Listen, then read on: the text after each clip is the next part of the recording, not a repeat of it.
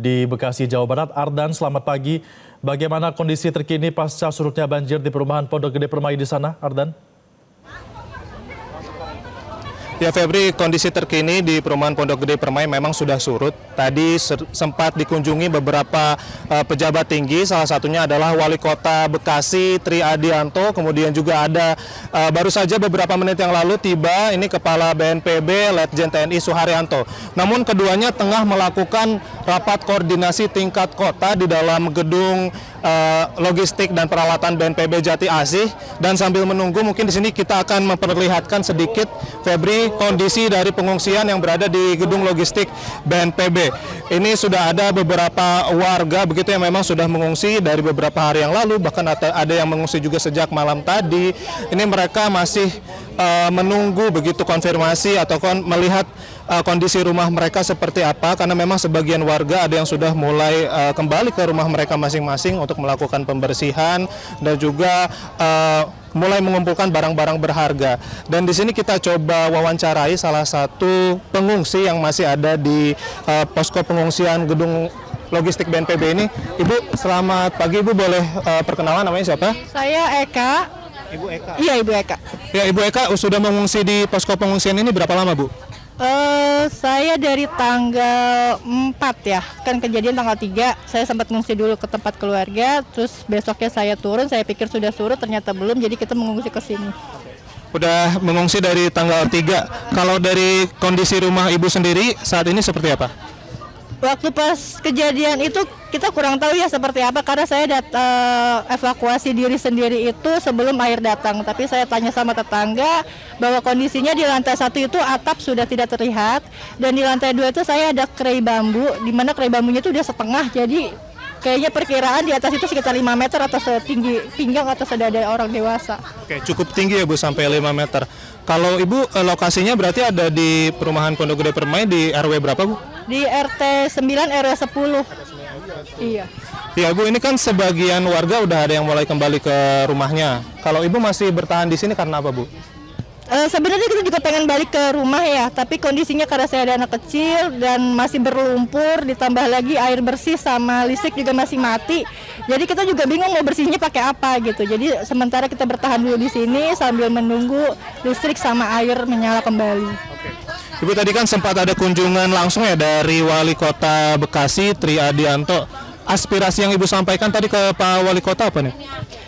Saya cuma minta untuk bantuan itu merata ya, karena ada pengalaman dari tahun-tahun yang lalu, apalagi bantuan pasca banjir itu selalu difokuskan hanya bagian di depan jalanan saja gitu.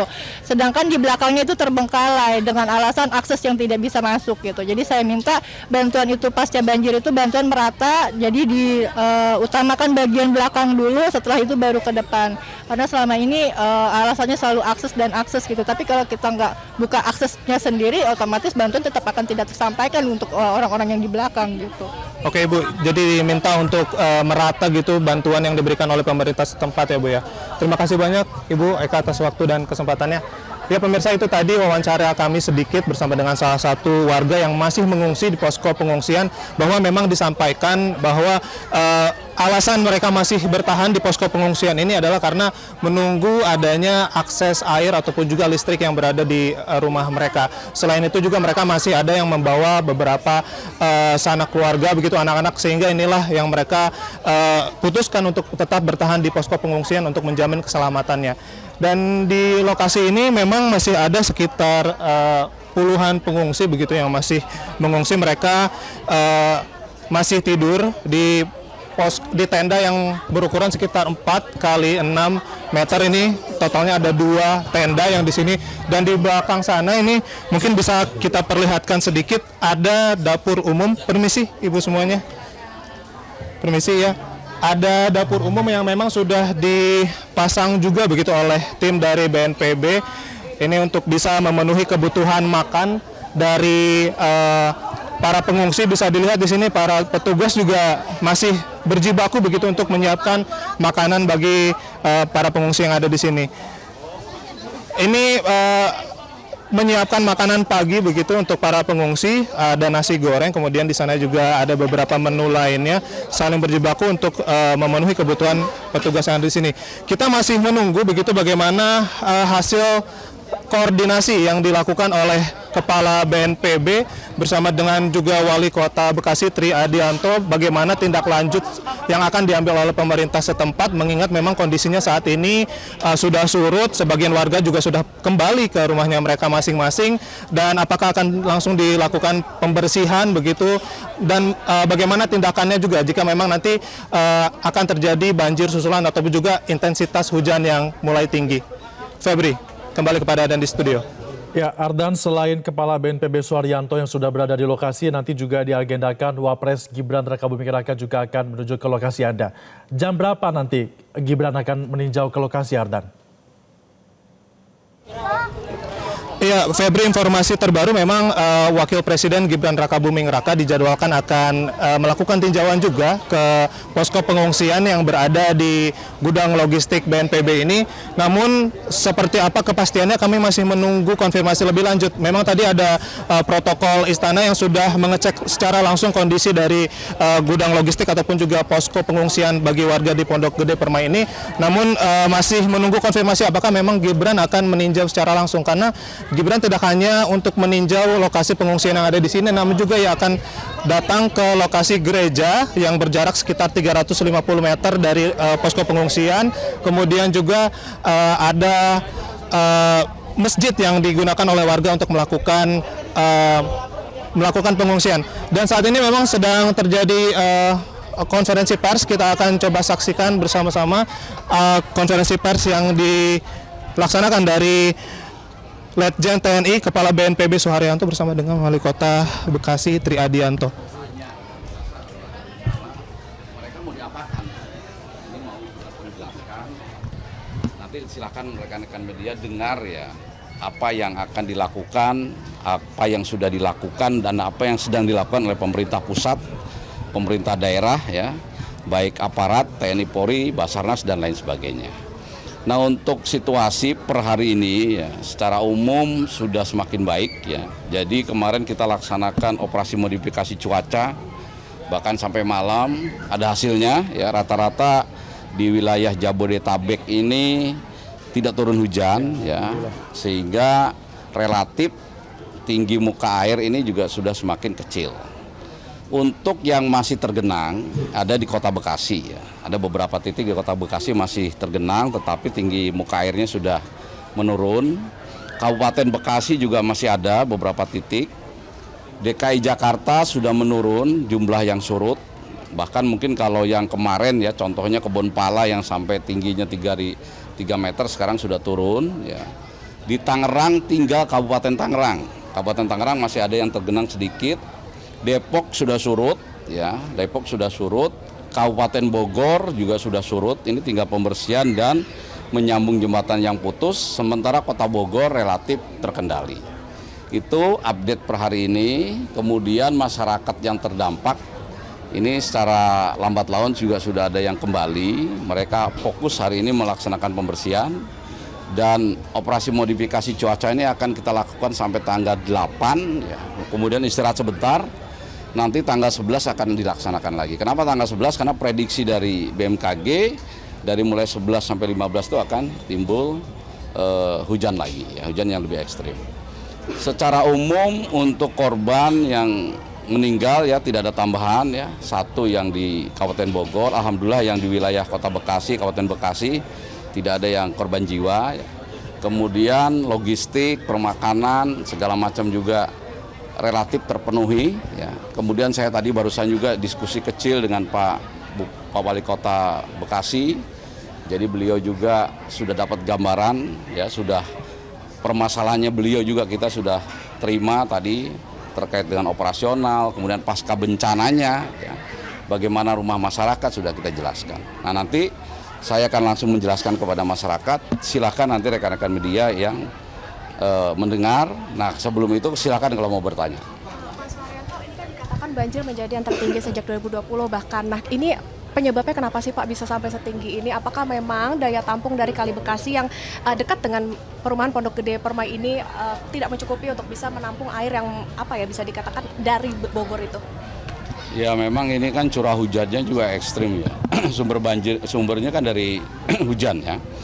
Hujan kemarin malam itu, ulangi 2 hari yang lalu itu kan dari mulai siang sampai subuh ya, hujan terus.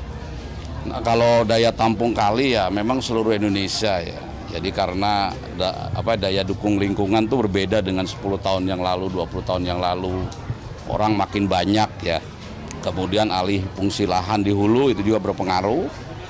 Kita juga di awal tahun juga pada saat ditanya Bapak Presiden juga sudah kita sampaikan bahwa salah satu upaya untuk mencegah bencana yang hidrometeorologi basah adalah memang konsep untuk normalisasi sungai-sungai. Nah itu juga sudah mulai dikerjakan, kami juga sudah audiensi dengan Menteri PU ya, jadi mudah-mudahan permasalahannya sudah ada dan lambat laun memang untuk sungai-sungai di daerah perkotaan ini betul-betul harus dinormalisasi. Ya, karena kalau hujannya deras seperti kemarin, seperti 2 hari yang lalu ya terbukti aliran-aliran sungai yang ada ini tidak mampu menampung air sehingga airnya juga masuk ke permukaan. Yang kedua ya, dulu mungkin tempat-tempat yang sekarang banjir juga banjir.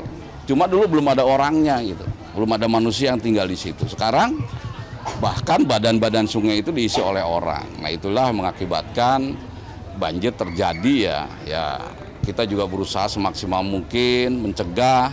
Nah, kalau terjadi ya memang tidak bisa juga hanya pemerintah, memang semuanya kita harus terlibat melaksanakan penanganan dan mitigasi. Seperti itu. Pak, setelah ini ada upaya apa lagi Pak? Pembersihan langsung atau bagaimana? Ya ini akan saya jelaskan ke masyarakat, langkah-langkahnya. Pembersihan kan masyarakat juga langsung masuk ke rumahnya masing-masing. Peralatan juga yang butuh kita bantu ya. Satuan-satuan TNI, Basarnas juga turun di lapangan ya. Ini Pak Basarnas dari mulai hari pertama juga memonitor terus. Kita kemarin sudah rapat koordinasi juga terpadu untuk melihat apakah masih harus ada evakuasi dan penyelamatan. Ya, alhamdulillah kan sampai saat ini tidak ada kasus yang terlalu luar biasa begitu. Sampai ada warga masyarakat yang tidak terlayani atau warga masyarakat yang tidak terevakuasi kan tidak ada. Ya, jadi semuanya memang harus kita berkolaborasi bersatu padu sehingga setiap permasalahan ini bisa tuntas terselesaikan. Untuk air bersih seperti apa Pak? Air bersih warga gimana? Air bersih warga saya rasa kalau dialog dengan sudah masuk kok. Nanti kita bertanya sama masyarakat apa-apa kebutuhannya. Yang jelas tadi malam itu mereka ada yang bajunya basah, butuh baju dalam. Itu kita lakukan sekarang, nanti dibagi baju dalam. Mohon maaf kalau pakaian wanita, ada yang minta alat pembalut ya. Bahkan ada yang meminta vitamin, suplemen.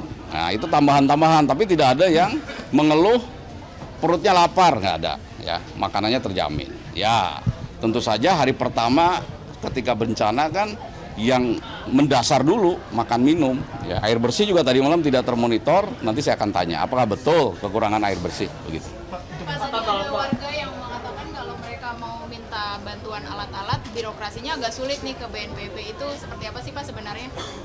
Ya makanya kita jelasin birokrasi gimana, alat-alat mana yang dimaksud kan kita belum tahu. Nanti saya akan sampaikan kepada mereka langsung. Kayak kalau kata mereka sih harus ada surat RT harus sampai ke atas sampai. Enggak juga, enggak ada. Makanya kita nanti jelaskan. Ya. Pak, total personel gabungan berapa Pak yang dikerahkan dalam penanganan ini? Total personel gabungan ini? Banyak, kalau TNI Polri sendiri untuk Kota Bekasi ya. Untuk Kota Bekasi hampir beberapa ratus orang. Kemudian dari Basarnas, BNPB juga pindah kantornya ke lapangan semua. BNPB itu kan ada sekitar 1.000 ya, paling tidak yang tinggal di kantor itu tinggal 100, semuanya terbagi di Jabodetabek. Jadi saya kira untuk kekuatan personil cukup ya, tidak ada keluhan, misalnya di titik-titik mana tidak ada yang datang ke sana, tidak ada.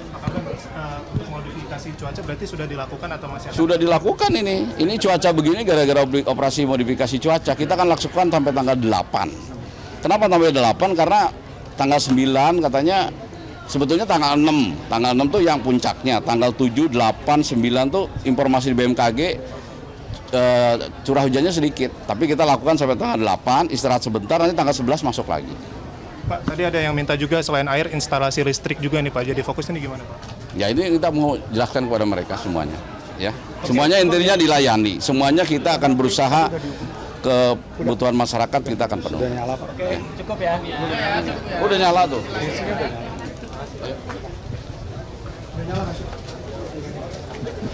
Ya pemirsa, itu tadi keterangan langsung, penjelasan langsung konferensi pers dari Kepala BNPB Letjen TNI Suharyanto berkaitan dengan apa saja aspirasi dari masyarakat di Pondok Gede Permai terkait dengan kondisi mereka pasca terjadinya banjir, dan memang tadi ada yang meminta terkait dengan aspirasi peralatan rumah tangga, obat-obatan ataupun juga kebutuhan sehari-hari maupun juga infrastruktur umum seperti kebutuhan air bersih, saluran sanitasi, kemudian juga ada instalasi listrik. Ini masih akan dilakukan komunikasi dari pihak BNPB kepada masyarakat di sekitar yang ada di sini, karena memang sebagian masyarakat sudah mulai kembali ke rumahnya mereka masing-masing untuk melakukan pembersihan, dan juga terkait modifikasi cuaca tadi sudah dijelaskan sudah dilakukan oleh pihak BMKG, dan dampaknya saat ini tidak terjadi intensitas hujan yang cukup tinggi. Febrian. Baik, terima kasih Ardan Anugrah atas informasi Anda langsung dari Jatiasi, Bekasi, Jawa Barat. Selamat kembali bertugas. Jelajahi cara baru mendapatkan informasi. Download Metro TV Extend sekarang.